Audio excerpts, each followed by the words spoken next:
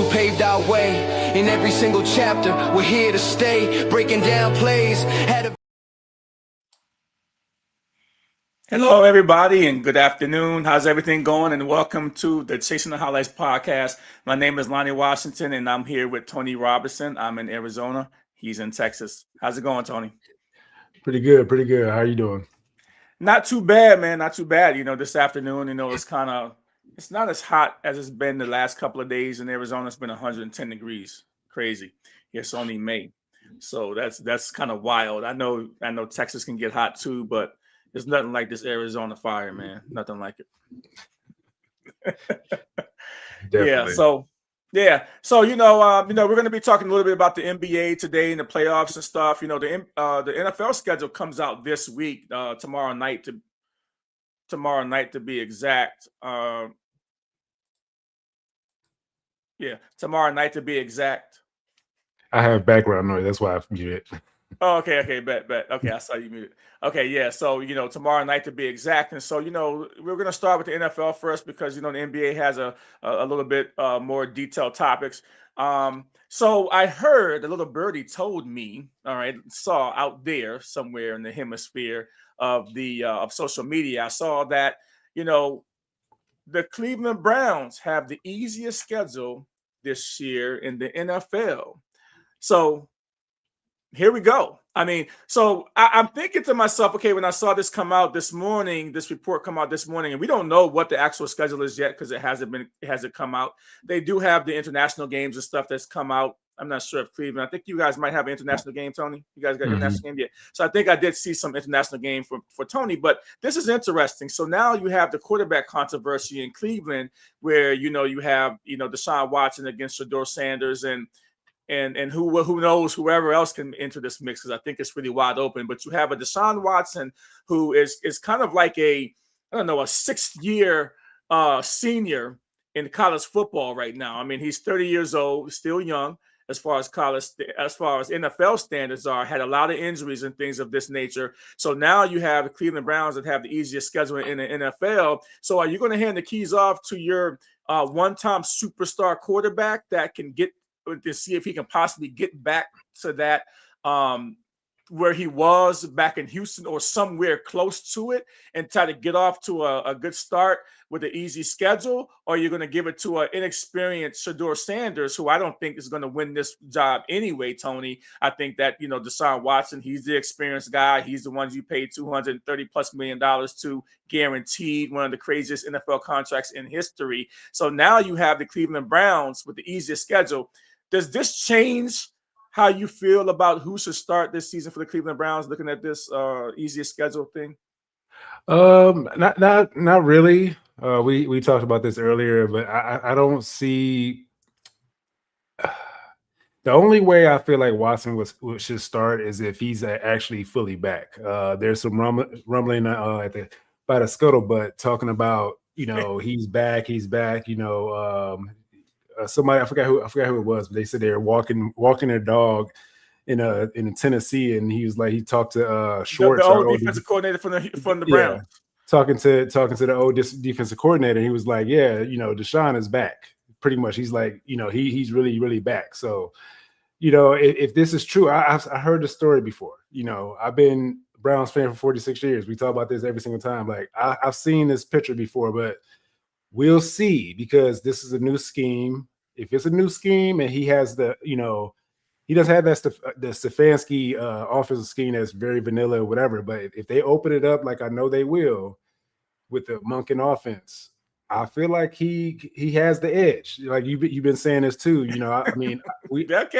I'm just holding on to Shedeur because I know he's the future. But if we have to play Watson, I think now is the only time he'll get to play. Like you said, we talked about this before. Like this is a prove it or lose it type of deal right here. Like this is your last chance to like put on tape like that you can still play this game of football at a high level. So, but I feel like the old offensive scheme that Stefanski had kind of suppressed him. That's the reason why he played so bad, because you saw all the other quarterbacks that came after him. They didn't fare well. So I think that if Watson is the quarterback, I'm all for it because I'm 100% Browns fan. So I'm not a Shador truther. I'm a Browns fan first before I like Shador. Shador is my favorite quarterback in our room right now, but I know he's the future. So that's the way I look at it. So it sounds like from our last podcast, multiple podcasts, like going back, like multiple podcasts, you're starting to come around to the maybe not realization that it's possible. Well, you're coming around to the realization that it's possible that Deshaun Watson could win this job. And now seeing the easiest schedule, you're kind of conceding that, well, maybe we still need to see that Watson, what Watson can do before we totally throw him out throw out the baby with the bathwater and put Shador totally in from day one. So that's what it sounds like to me, that you're kind of like moving a little bit towards the center versus totally to the left of where you were a couple of weeks ago. Yeah, I can see both sides though. I can see both. I mean, for me, like I said before, I rather with the easier schedule. This is the perfect time to push Shador in too. So it's like it's either way, but I know we want to get off on the right foot if we want to. I don't know. We don't know yet because they haven't been inside all together, competing for the job yet. So it's like that's where it's all speculation from here. So we don't know what can happen during training camp and stuff like that. So it can all change. You just never know. So yeah. So I wanted to get that out of the way and get your take on that because it's a important development. For all your followers and stuff that follow you for the Cleveland Browns, I wanted to say that the easiest schedule out there belongs to the Cleveland Browns. You know what? It's going to be fun this year, making fun of you guys in Cleveland when if you guys with Monken and the quarterback things that you guys got going on and having an easier schedule come mid-season or 6 weeks into the season, if this thing ain't working out with any of your quarterbacks and the coaching bad and the Cleveland Browns look bad with all of the big time draft picks you guys got. And I mean, you guys are up there with one of the top drafts that you've had in many, many years. And some people say this was a historic draft for you guys. If you guys, like I'm talking about just running and just slip on mud and pancake your face right in the mud, I'm just gonna go in on you guys because it's not going to be good because everything is kind of set up for the Cleveland Browns to do really, really good this year. We're going to the Super Bowl. Oh, okay. Bet. Now, you know what? I don't know what the odds are, but you need to put some money on that. Bet first on making the playoffs. Okay, don't just throw $100 in the Super Bowl. Bet first on making the playoffs and then work your way up to the Super Bowl. But I think the NFC North is wide open, so your statement might not necessarily be false. Right, so we don't know. You got to win our division first. I mean, you got to win your division first. So that's cool. So yeah, so that brings us. So now we're just gonna move right on into the NBA, and we're gonna start talking about the Cleveland Cavaliers first. I mean, Cleveland Cavaliers have game 2 tonight. We've seen that if you've been watching the playoffs, we've seen what's been happening over the last couple of days. With the Spurs winning the last couple of games when beyond going off last night. We'll go over that in a minute. But we want to get to the series now with the Pistons because this, it's a tie series now. And couple last week's podcast, we were talking about, man, where James Harden at? We were talking about what's going on with this guy. This guy fades away in the playoffs, and he, a game 2, whether it was a game 2 or game 3, he went, game 3, down the stretch, James Harden, couple of step back threes, driving to the bucket, hitting the mid range, dishing off, doing all the things that we expected him to do when he, when you guys got him for the Cavaliers, right? So, we started to see him and he's just kind of acting like, nah, man, I didn't hear no noise. That's bullcrap. Because you heard the noise, you responded, and that's how a guy that's 37 years old, looking for his first title and looking to be on a team like Cleveland, making the kind of money you're making, contributing to that in the same backcourt of what Donovan Mitchell's been doing the last couple of games. That's what we expected from James Harden. So we got game 5 tonight. And so what do you think happens tonight in game 5 now that we've seen, Donovan Mitchell kind of put his cape on and have 40 points in the second half of, game 4. and he was just phenomenal. He didn't have anything going on in the first half of that game. James Harden took over, kind of got you guys to halftime. Pistons came back, and then all of a sudden, coming out of the gate in Game 4, Donovan Mitchell showed us who he really was. And if you guys play that way, my friend, if both of these guys play the way that they've been playing the last 2 games, you guys have a serious shot on going to the conference finals. Oh, I already got us penciled in. I got us going to the final because I put a bet on, like I told you a couple podcasts ago. I don't know, man.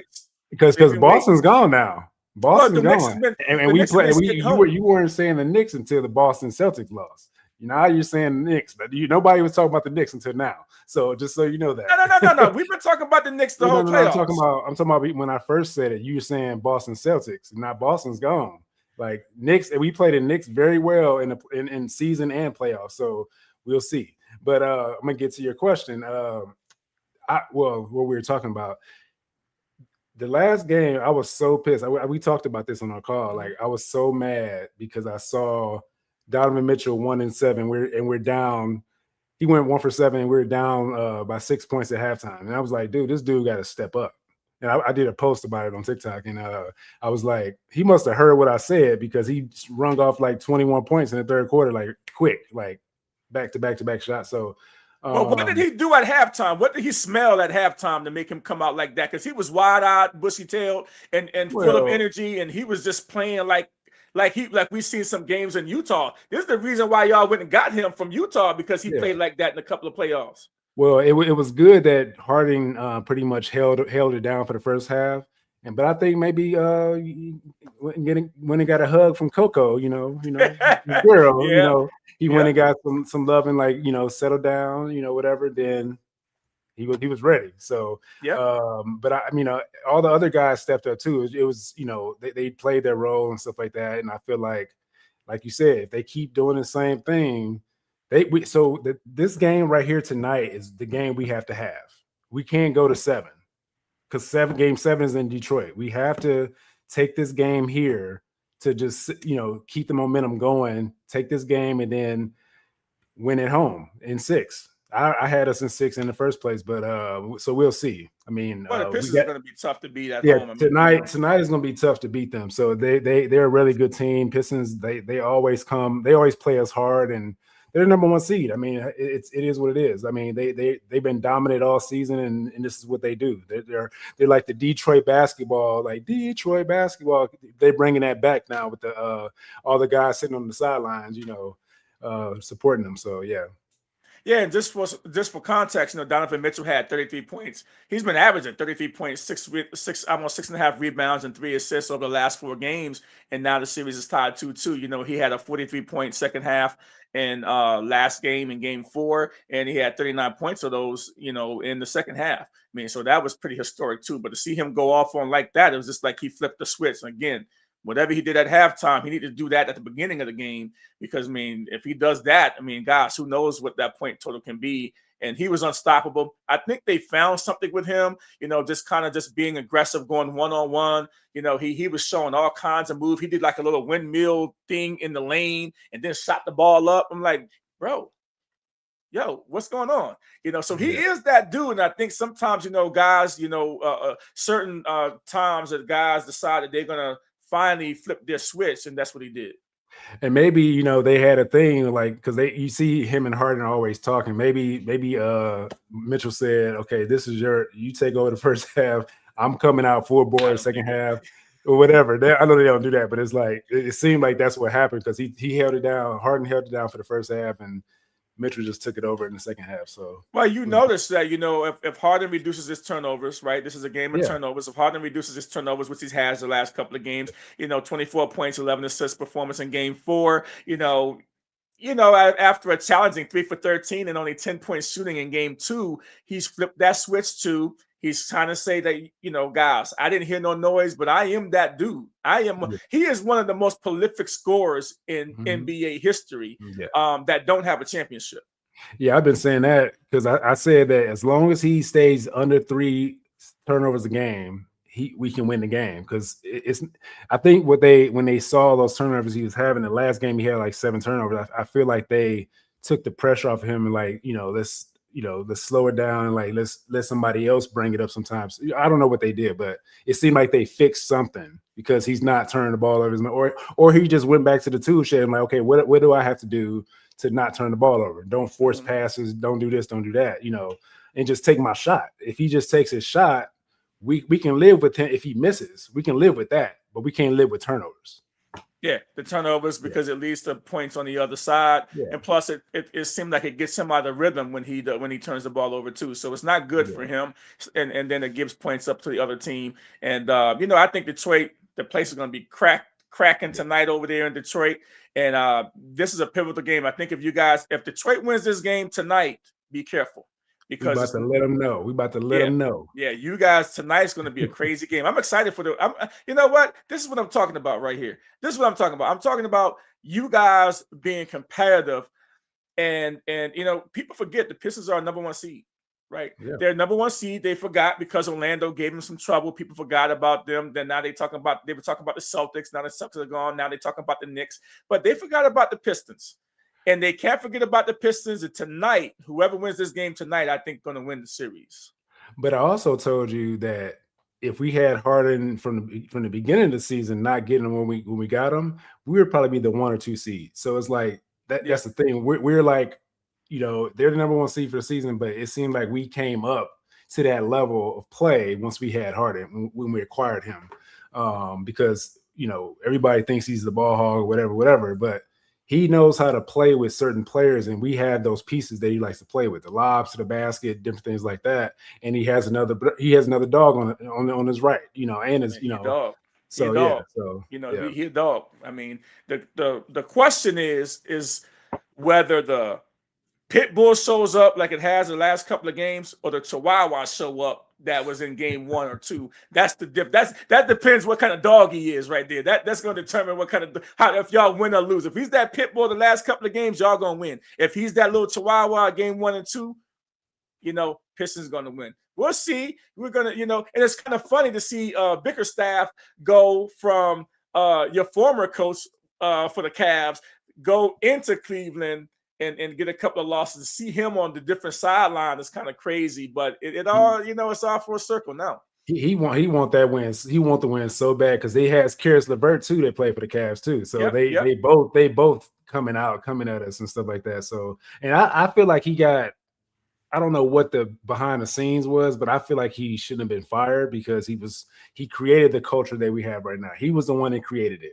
Yeah. And then it's almost like it's almost like the Golden State Warriors thing with Kerr taking over from Mark Jackson. I'm not going to go too far with that. I don't see you guys. I don't see you. But you know what? I'm just going to go into this real quick. What does success look like for the Cleveland Cavaliers this year? Does success look like going to the conference finals and losing? Would you say it was a successful season if that happens? If they lose this series with the Pistons, would you say it was still a successful season, or did they have to get all the way to the conference finals before you think it was a success? So what does success really look like for the Cleveland Cavaliers this season anyway? For me, I feel like success would be making it to the finals. But obviously, you want to win a championship, right? But that's not going to happen. That's not going to happen. Well, let's just let me finish. This is making it to the finals. That's the first level. Championship is the top level, of course. But I think if we at least make it to the finals, that's the success for me. But I'm sure the players, they obviously want to win a championship. But you don't go out and get a James Harden to just be mediocre, just to make it to the finals, or just or make it to the Eastern Conference Finals. You're trying to win. Like this is he's not coming here to go to just the finals or to just the Eastern Conference Finals. He wants to win a championship because he found the team that actually has the opportunity to win, has the pieces around him that can support him. Other places he had to deal with injuries, other players being injured, not there, like Kawhi Leonard and all of them not being there and stuff like that. And he was like, man, I'm tired of this. I need a team around me. So you go out and get it Harden to win championships. You don't go, even though he hasn't won one, to add that piece to our team, it's kind of championship or bust. I mean, at the end of the day, because when you don't trade the people, you don't make these trades to get this guy, and he's at the end, almost at the end of his career. I don't know how long he's going to play. You know, he has to win right now. So, yep. Oh well, you know, we'll come back to it. We'll circle back around, and Cleveland might pop up into one of our other segments that's coming up later in the show.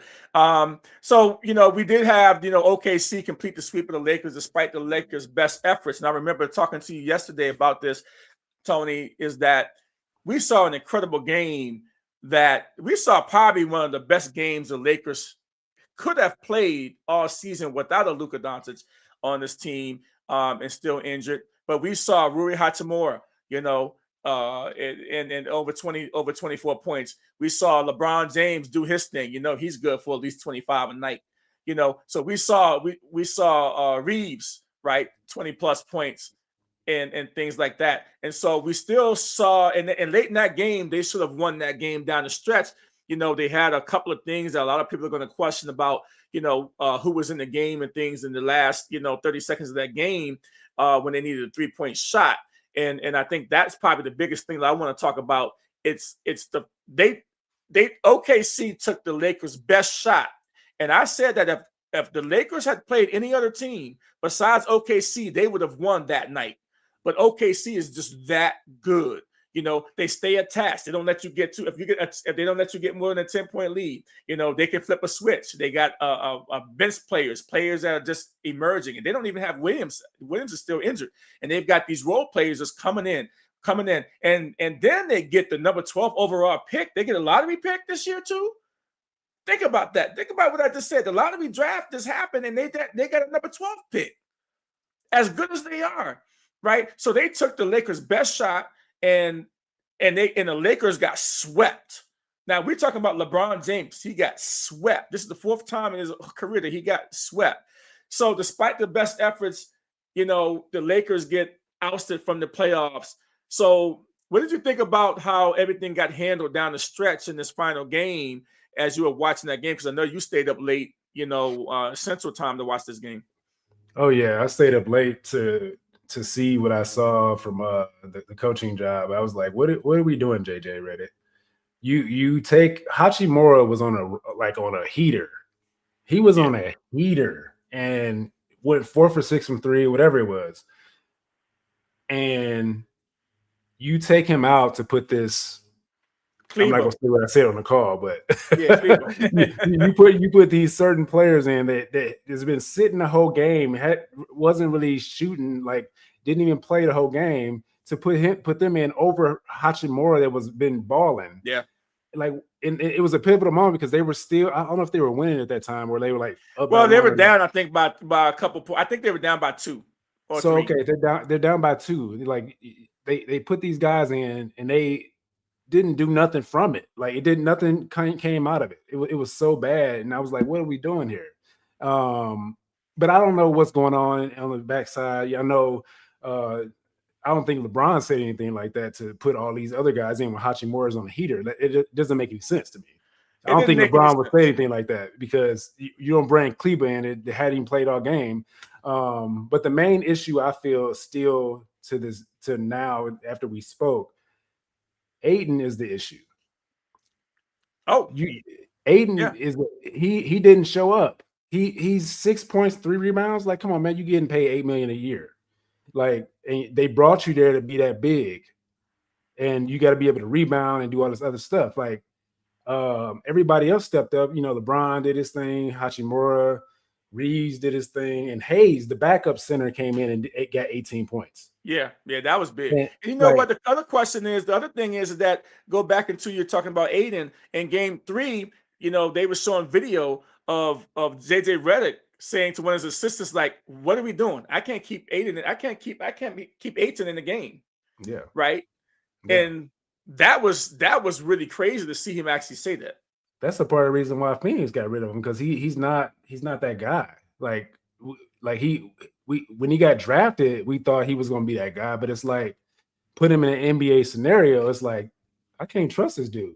And they, like they showed, I saw a meme of, you know how LeBron he always gives somebody that look when they about to get cut, or like he gave Dwayne Wade, because when he knew Dwayne Wade was at the end of his career, because they showed that he looks at them like this, like, and he gave Aiden the look when they lost this last game, and he was just like looking at him because Aiden was saying something on the sideline, like, I don't know if he's making excuses. He was just like, LeBron was just like, and just I think LeBron was lobbying for him to come to LA, right? Yeah. So I think he was lobbying for Aiden to come to LA. Thought that maybe he could have a little positive influence in his.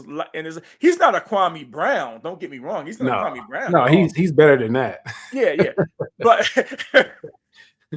he's not a Kwame Brown. And Aiden is not a scrub either. I don't think he's a scrub.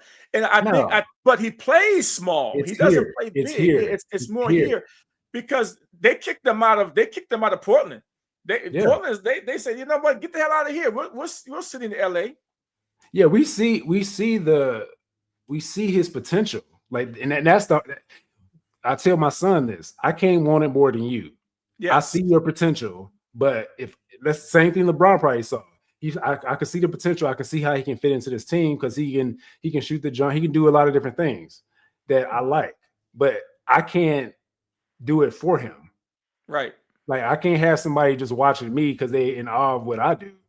You have to go out and do the same thing I'm doing. Yeah. Because that's what I expect.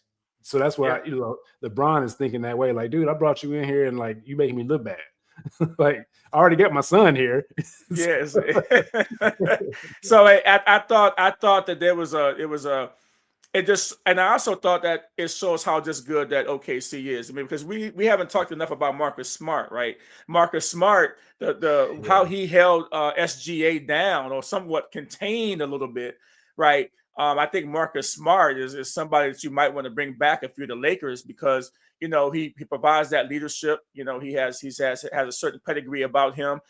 He was a defensive player of the year at one point, right? And then he's just been an unbelievable player his whole career. But SGA struggled in this series. And I think it was a lot of Marcus Smart putting a body on him, picking him up from full court, and just getting in his way.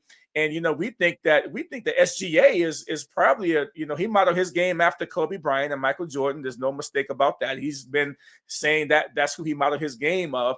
And he got, I want to say he got locked down, but he got sort of contained. But the problem is when SGA went out of the game, whether it was fouls or whatever it was, that's when Oklahoma City went on the run. The bench came in and Oklahoma City went on their big runs in this series with SGA on the bench. And that is even more scarier than anything that I've ever seen. AJ Mitchell is a dog. AJ Mitchell is a dog. And then they got another, I think they got him in the top. He was a top pick? I forgot. I thought it was second round, was he? Yeah, but he's a dog. It's like, because SGA plays his position. So he's coming off the bench and like doing his thing. So that's why it's almost like what we talked about when James Harden was in OKC, when they had Durant and Westbrook and stuff like that. Harden came off the bench and was doing the same thing. So it's like it seemed like they have a formula of how I know, because they talk just like Manu Ginobili when he played in the Spurs. He could have started for the Spurs, but he came off the bench. So it's like you got to have that tough conversation with people, because they're used to starting and all this stuff, but you bring more value off the bench because we don't have anybody else that can score like you. And AJ Mitchell, he's going to be a force to be reckoned with in his career. So OKC is sitting at home watching this Timberwolves and Spurs series, and they're kind of just resting up a little bit, and just for context, Oklahoma City is 8-0 in this playoffs. So they have not lost a game. Let's think about this. Oklahoma City, let me repeat that. Oklahoma City Thunder has not lost a game, all right, in this playoffs in 2 series.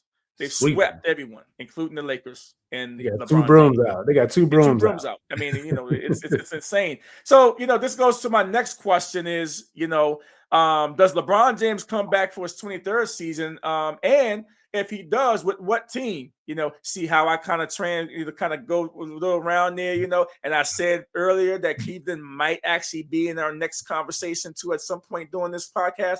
So here we go. So, obviously we know that how important LeBron James is, but he's an unrestricted free agent this year. He is one of the greatest of all time, and it could be a debate whether he is one of the best all time. He's not the best Laker of all time, but you know what? LeBron James doing what he did at 41 years old this season, and even after the interview, he said in the interview that this is the first time in his career that he ever had to be the third option. Mm-hmm. Right. And it was a tough thing, but he did what he did. And even when he was relegated to the first option, he was still able to be that guy and show leadership and stuff like that. And so when Luka Doncic hadn't played a playoff game and things, and he had to step up to the plate to be that number one guy again, he was able to flip a switch and do those types of things too. So, when we're looking at, what LeBron James' career is, he has an opportunity. And Rob Pelinka came on, he was interviewed, I want to say yesterday, and said that, all the great things he said about LeBron James and things of that nature. But you have, are the Lakers turning the page on LeBron James, or are they going to just let him determine whether or not he comes back? And if that happens, you have Reeves now, who is supposed to be, can Reeves and Luka, it's like a couple of part question here. Reeves and Luka, are they the future and then you move on from LeBron James? Or do you keep LeBron James, get rid of Reeves, and then run it back again? Because you getting swept with LeBron James there, but you didn't get to see how it would have been with Luka in the playoffs. So there's a lot of questions. What do you think? Yeah, that's the hard part because, LeBron doesn't have a lot of time left, even though I feel like he can play 5 more years. All you got to do is switch positions, but totally switch. But I feel like he should stay just because, like you said, they can run it back. But dealing with Luka, we don't know, is he going to get injured again? It's always that in the back of my mind. If I'm a player, I want to be able to trust the people, just like James Harden when he was with Kawhi Leonard. Like he didn't know when he was going to be there. He was like street clothes all the time. But with Luka, it's kind of hard because it's like he's a great player, like generational. He can be generational on the offensive side, but when it comes to playoffs and like his body's been strained. Luka's body's been strained since he was 14 years old. He's been playing basketball at a high level since 14. So yeah. A lot of people miss that too because he's been playing so long. He's equivalent to like a LeBron James in like longevity, how long he's been playing. Because a lot of people forget about those years before he came to the NBA. At 14, he was already a pro from 14. That's crazy. When you think about all that, like it's not just his NBA career. You got to think about all the stress he put on his body because he used to like just bang on people when he was younger, like overseas anyway. It wasn't, but to answer the question, I feel like LeBron, if he does stay, it would be just to run it back to see what they can do. But I don't know how the contracts work with his contract. I thought he was in his last year in his contract. He's done. So I feel like only team that would give him the amount of money or like close to it is Cleveland because he can take a discount because he would want to go back home to retire. That'd be his last stop. That's what I think. But if you insert him into our team right now with what we have, like I feel like it's crazy. Nobody would beat us in the East. Let's say that nobody would beat us in the East if LeBron. Yeah, to that, I don't think LeBron James can win a title. Because if he's coming back, he's coming to try to win a title, right? Because why else would you want to be coming back at his age? Unless he wants the farewell tour and all that. But he's not winning a title in LA. Let's just be honest. I mean, you have OKC, you have the Spurs, you have the Timberwolves. He's not getting past those teams in the playoffs. Even with a healthy Luka Doncic, they're not beating OKC because obviously they got swept, right? And they hadn't played OKC really well all season anyway. So they got a 40-point hung up. They got beat by 40 points against OKC, even when all of them were there healthy. Okay, and April 2nd, just so you know. So I don't want to hear about if Luka was there, they would have won the series. Maybe they would have won one game, and maybe it would have been a gentleman's sweep. But they're not beating OKC. They're not beating the Spurs. right? It doesn't matter. And you know what? Here's the thing. Reeves, now I think he's making what, 20 million or something like that. Are you paying Reeves this year? Are you paying Reeves 35, 40, 50 million? Because the Lakers only have so much cap space. So who are you getting rid of in order to make room for Reeves? Or are you trading Reeves for a bunch of draft picks and then bringing LeBron James back and getting assets for Reeves? Because he does have some value out there in the marketplace. People will pay for Reeves. Oh yeah, definitely. And you say, that they got blew out when Luka was there and stuff like that. I get that, but that was during the season. Playoff basketball is different than the season basketball.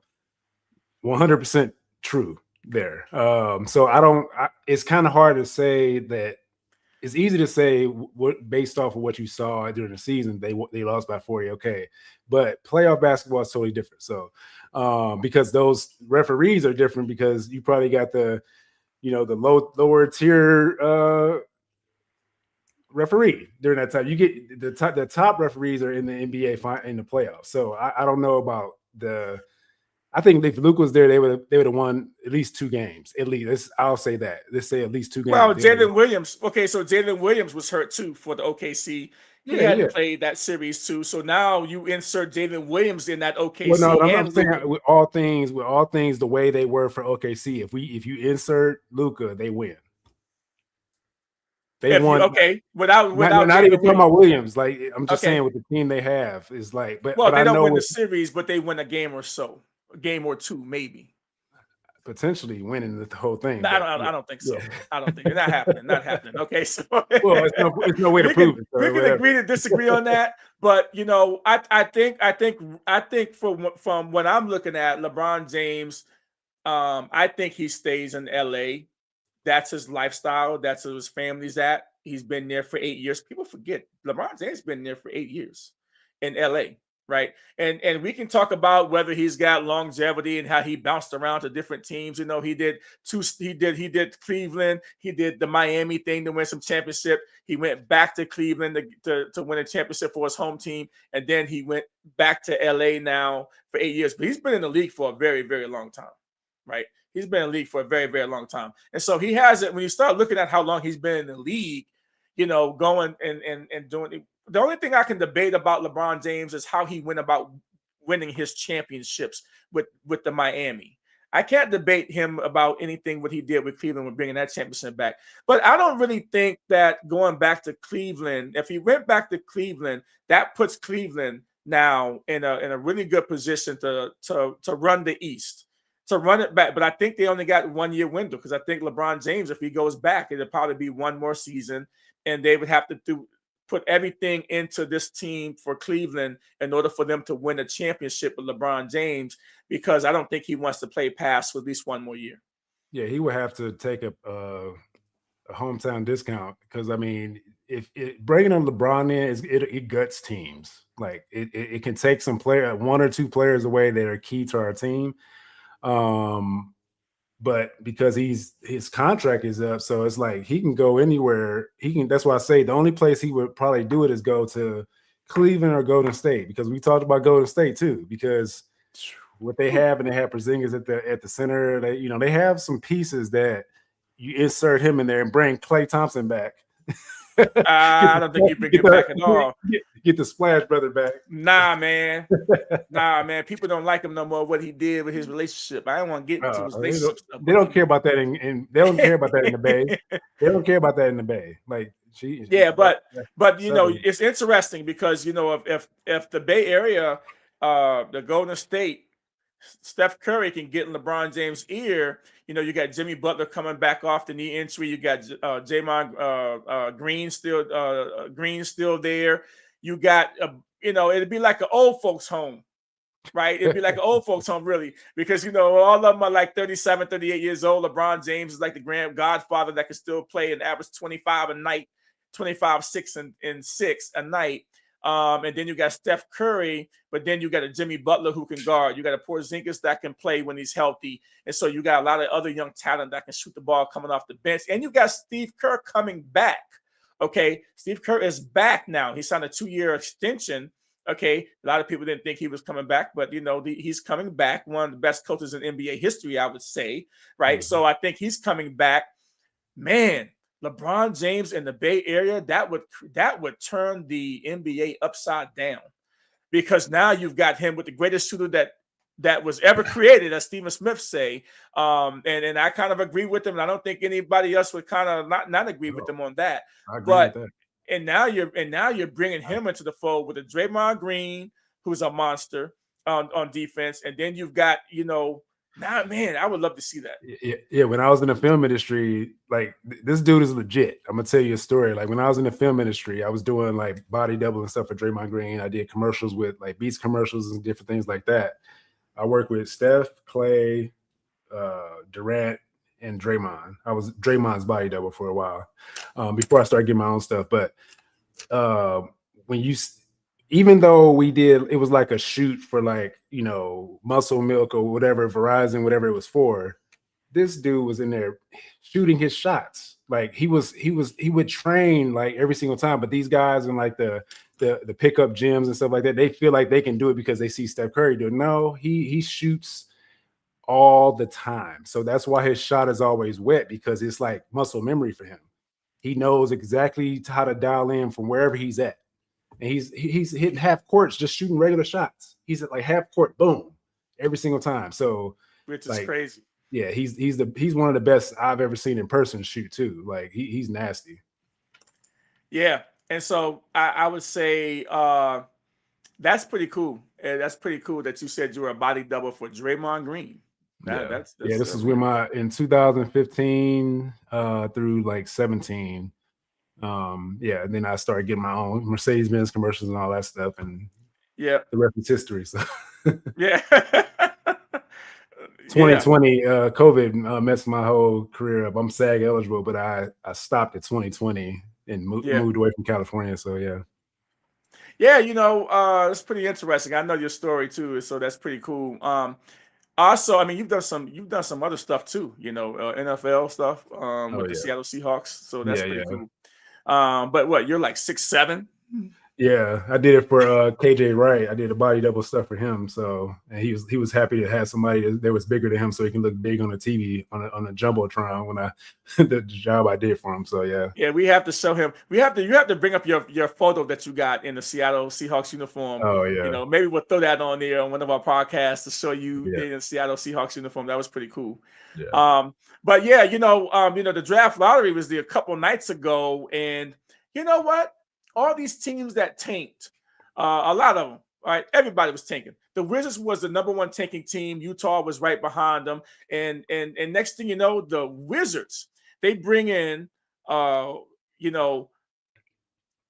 get the number one pick.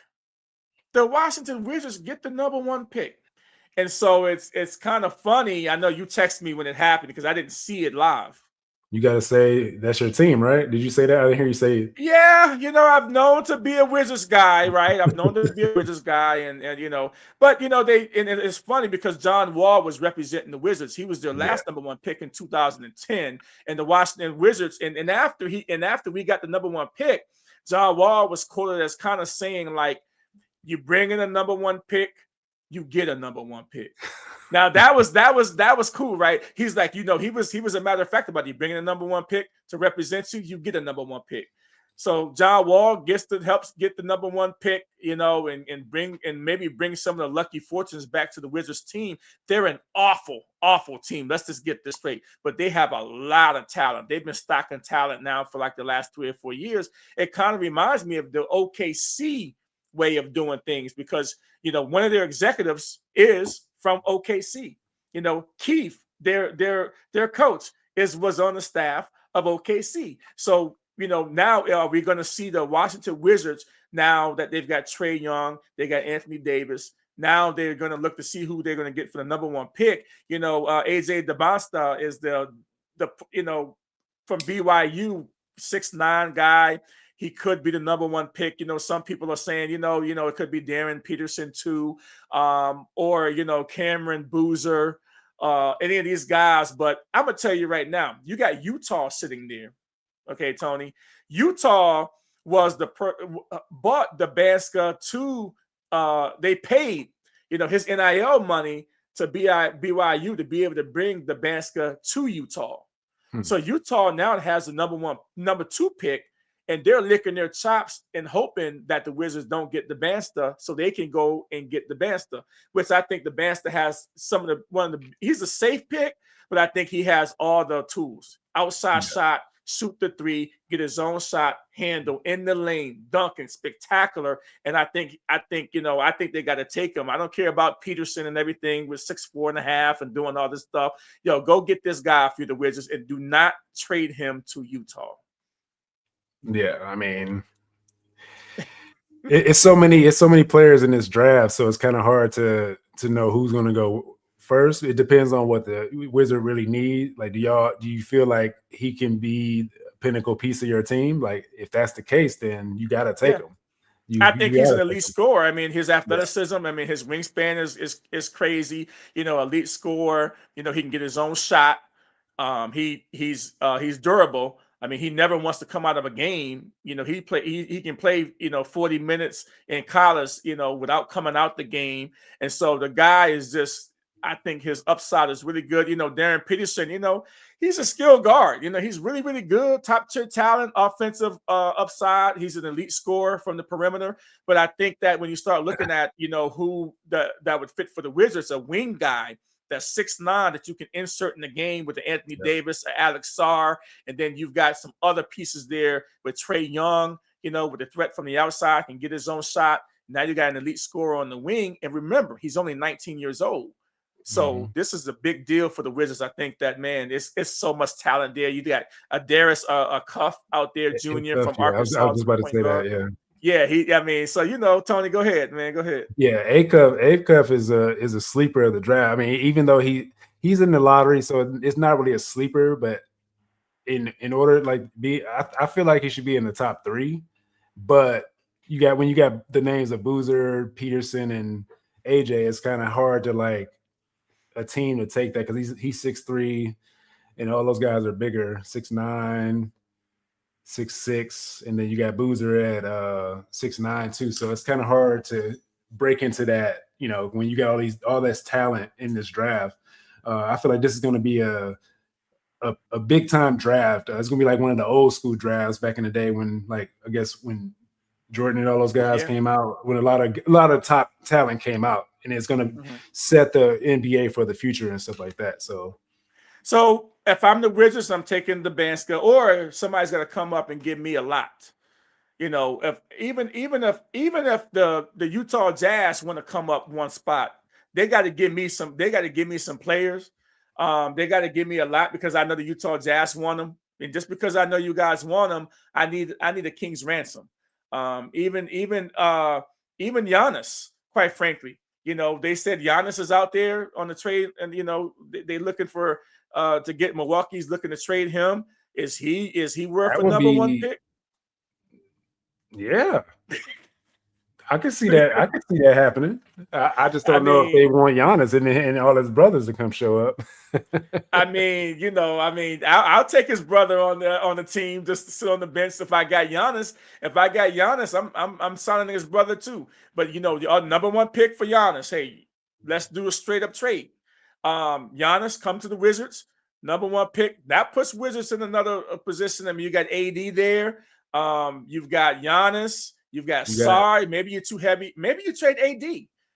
Somebody out there is going to give you at least a late first for AD. I think you need a taller ball handler. I mean, I know that I know Trae Young is good, but it's like he's suspect on defensive side, and he's really small. So that's the only part that the soft spot in in the Wizards offense to me. They got other guys that can come in and play point guard. They're deep. They're they got other guys that can come in. But you can't put Trae Young at shooting guard because he's a liability. All these big guard, like 2 guards, you can't put him at the 2 and expect him to guard Yeah, but maybe that's a problem in the playoffs. But Trae Young, he has to stay healthy. right? He's a smaller guard, but he's prolific, scorer. He's a good, really good point guard. And so, I think that the Wizards can do very, very well this year. But I still think, having AD on your team, I don't think is ever really a good thing because he doesn't play well. Also, we got a little time here. I think, Embiid, been some stuff surrounding him and his new contract. His extension goes into effect the next season for the next 3 years. They're paying him over $180 million, $190 million, 3 years, $190 million, $64 million a year for a guy who hasn't played 40 games in the last 3 seasons. He hasn't played over 40 games in the last 3 seasons, Joel Embiid, and now he's got this big contract coming up. What do you think about that, Tony, when you have a Joel Embiid? We always say, oh, we can't talk about nobody's money. But, yeah, I am definitely looking at this because Josh Harris, the owner of the 76ers, he also is the owner of my team, the Washington Commanders, too. And that's really the only reason why I'm kind of interested on how he does business outside the NBA. And plus, he owns a hockey team, too, the New Jersey Devils, and the Commanders, the Devils, and the 76ers. And, of course, Morey, he got fired today, and rightfully so, right? But you got whoever got this contract with a Joel Embiid extension for 3 years, $190 million, and you got this guy on your team that haven't played more than 40 games in the last 3 seasons. He's always hurt, and then he gets on after he gets beat up by the Knicks the way they did and at home, and then he gets on there and say, he's happy about this season, the way this season went and everything because of his personal health that he got back on the court and this and that. And now you're going to pay this guy $64 million a year over the next 3 seasons. And, he doesn't even get past 40 games. What do you think about that? All of that is what I'm going to piggyback off of that. That's all true. And that's how I feel as well. But the main thing is you can see that the 76ers play better when he's off the court.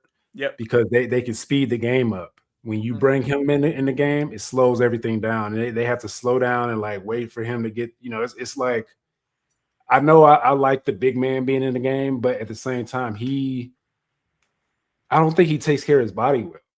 I don't know what it is because he's always hurt. I mean, he has a bigger frame too. So I feel like he needs to lose 20, 30 pounds. But yeah, I don't know how his diet is and stuff like that. If he cut weight, just like Tim Duncan did. Tim Duncan was a bigger guy. He lost weight and prolonged his career, and he played a lot better because he had the less weight on his knees and stuff like that. I feel like he needs to cut down like Luka did. Same thing Luka did, but he got hurt too. But yeah, I feel like that contract is going to hinder them a little more, just like we said, talk about the Watson contract. But I feel like you got to it's time to let Maxey take over. Now you got VJ, Jacob, whatever, how you pronounce his name, the second, the shooting guard. You got these young guys ready to take over. Let these guys take over and just be just find a way to trade them, do something. I mean, I don't know what to say, but. Yeah, I think that there's really nothing they can do with that contract because somebody's gonna have to give up a number 1 pick just to take on that contract or something. But I think that Embiid, I think you got to find a way to get him off, and maybe he needs a change. Maybe Embiid needs to change the scenery too, instead of being in Philly where it's all hot and heavy over there. And I think that maybe a change can help him also too. But first of all, he has to stay on the court. And he hasn't been able to do that, paying the guy $64 million a year. I think that, I thought Bradley Beal's contract was the worst contract in NBA history when that happened and the Wizards gave him that money and traded him over to Phoenix. And I was thinking God above that Phoenix took off the contract so the Wizards can move forward and be in a position like they are now. And I said that contract was horrible. Now, this one here just might be worse. No, I still think Bill one is worse because he don't play either. He don't play either. So he played way less than Embiid played. I feel like Embiid has more upside to me, but that Bill contract was crazy. Yeah, that's still the worst to me. What'd you say? What'd you say? Stealing money? What's your saying? Stealing money? Stealing money. It's a guy that I follow on TikTok. He said he always saying steal. He shows like college football players making all these like $5 million and they can't even throw over 120 yards in passing in the game. So he's always saying stealing money because all this NIL stuff. So yeah, it's funny, yeah. And so these contracts are crazy. They're getting outrageous. A lot of people are stealing money out there when you really look at it. Now, I don't fault them for making the money, but if you're going to give somebody a contract, part of it is that these executives are miscalculating big time by paying these players $64 million a year, and they can't even play half a season. I mean, it comes down to, are the agents good or are the business people bad? Like, because they say, oh, that agent got them the bag. They always give kudos to the agent, but it's like, is the organization bad because they just throwing money out for like players that are like going on a downcline? I don't know. But the new TV deals and stuff like that, I think the money goes up because of all that stuff. So it's kind of hard to, it's a part of being an NBA. I wish I was there. Yeah. All right, my friend, we're winding down here. A few more minutes left. I'm going to give you the last word. So, who wins tonight's game? Not with your heart. Don't say it with your heart. Say it just how you feel. That what does Cleveland have to do to win tonight's game? And if they don't do it, do you feel that they'll still be able to win? What Cleveland got to do, they just got to make sure they do the same thing they did his last game, and they have to play. They have to travel well. That's been the issue. Like these teams, both sides, Detroit and Cleveland. Cleveland has to travel well in this game in order for us to win in Game 6 at home. Like, we have to travel well, do the same thing, come out firing on all cylinders. I know we're gonna have the crowd noise in the background. Like, it's different when you're on the road, but I've been there before. Well, Cleveland's not too far from Detroit. Are the fans going to take over the arena? I doubt it. We're gonna have fans there, but I don't know. I'm sure they're gonna try to make sure that we don't have enough tickets to buy. So, but yeah, they have to Harden and it starts with Harden and Mitchell. Like we already know, like everybody's saying it. Like, it starts with those two guys. As long as those two guys get everything going and get the bigs involved too, you got to get them bigs involved early. Both Mitchell and them they got to do some 2-man game with the bigs just to get them the ball touched in the middle of two as well, because it forces them, Detroit, to have to like honor everything. Yeah. You can't just when you just have Harden just doing the one-on-one game, that's good at certain points of the game. You can't always do that because he gets tired. So get the bigs going early. Then you can get off, because as soon as you start doing screen and roll, that shot gonna open up because they're gonna start sagging down because they know you're gonna try and throw the lob or whatever. They're gonna try to steal it or whatever. Now you got multiple options. You can shoot the J, you can drive to the hole, you can get to the line. So there's so many different ways to do it, but they have to do it themselves. They have to show up and show out. That's what it is. Yeah, well, you're going to have a big national audience because this is the only game I think on tonight from the NBA. Yeah. All the other series are pretty much, the two series are gone. So this is going to be the only game tonight. So a lot of people around the country are going to be watching this game. I'll be watching. I'm not sure if I'm going to tune in right away because the games don't really get good until like second half anyway. But I'm going to be watching this game. We'll see what the Cleveland Cavaliers can do. We're going to wrap things up today, my friend. Thank you for joining us on the Chasing the Highlights podcast. My name is Lonnie Washington, and my friend Tony Robinson is there. We'll see you next week. Come alive, 2X players in the studio, ready to thrive. Friends and fans, uniting with the truth, sharing the passion, yeah, that's our proof. Chasing the highlights, where dreams come alive. 2X players in the studio, ready to thrive. Friends and fans, uniting with the truth, sharing the passion, yeah, that's our proof. We treasure the legend.